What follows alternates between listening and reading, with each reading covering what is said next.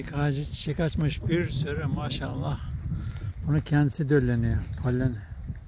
Yani başka bir erik ağacına gerek yok. Bu kendisi dölleniyor böyle. Burada çiçeklerim var. Daha küçükler. Hava soğuk. Hava şey yapmadı. Oo, bu da brombe.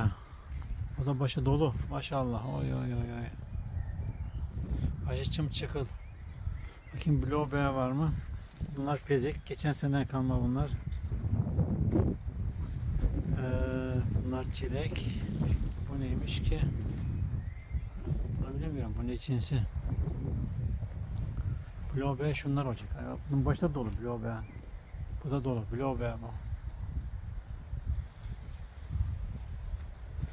Bu ne ağacıymış? Bilmiyorum bu ne ağacı. Ekmeği yaktık ya. Ekmek yandı.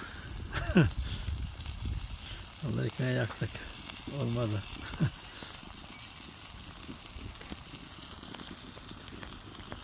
Vallahi yaptık ama ekmek yandı. Ya şurada bilo mavi bir şey var. Bunu bizler yılan yiyor derdik bu şey. Zehirlendi mi diye. O gözüm yandı.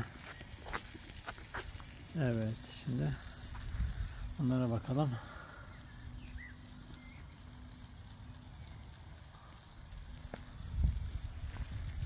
Hava soğuk olduğu için tam büyümedi bunlar.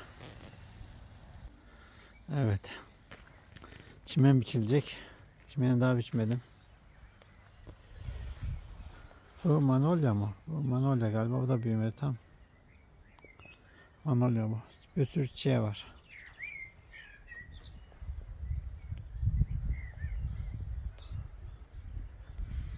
Bu elma ağacı. Büyük elması var bunun. Bunun Halit'i, oğlum var Halit. Onun bahçesinden getirdim. Taşıdım. Bu büyüklükteydi. Orada çok büyük oluyordu. Buraya getirdim. O kadar büyük olmuyor maalesef.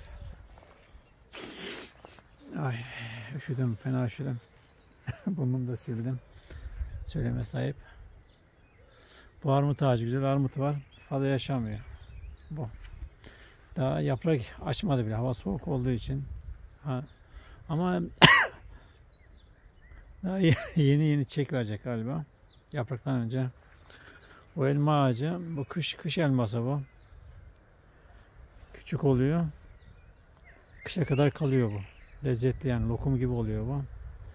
Bu dayanmıyor fazla. Bu da elma ağacı. Bu fındık ağacı. Gördüğünüz gibi. Boyanması lazım. Boyanacak. Bu da elma. Pek çiçek göremedim bunda. Çiçek yok bunda. Bu kiraz. Bir sürü kiraz mı vişne mi bilmiyorum. Bir sürü şey var. Çiçeği var bunun. Şu yine manolya.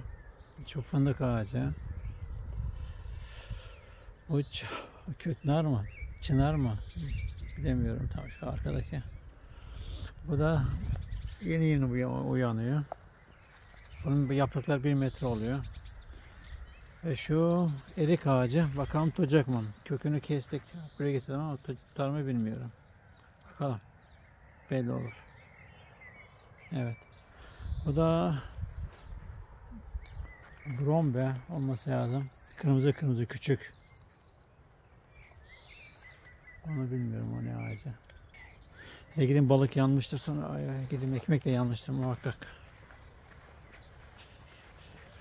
Bu da benim araba. Gördüğünüz gibi.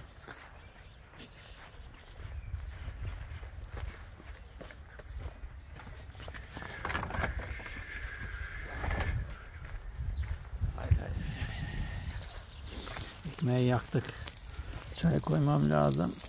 Ekmekte şey yapmam lazım. Çay olduğunu bilmiyorum. Çay şu aşağı koyayım bakayım ben. Evet şöyle dursun. Çay. Bakalım şimdi bunlara. Daha pişmemiş ya. Allah Allah. Bu pişmiş. Tamam. Alalım bakalım. Hadi bu da pişmiş diyelim. Bu da pişti diyelim.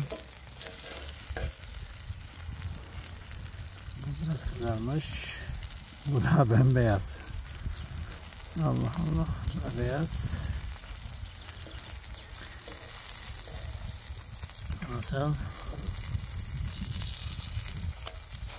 üşüdüm ya. Üşüdüm. Ateş hararetli değil ateş. Ekmeği yaktık ama. Şimdi şunu bilsin bakalım. Şunu bilsin bak. Şunları tamam. Evet.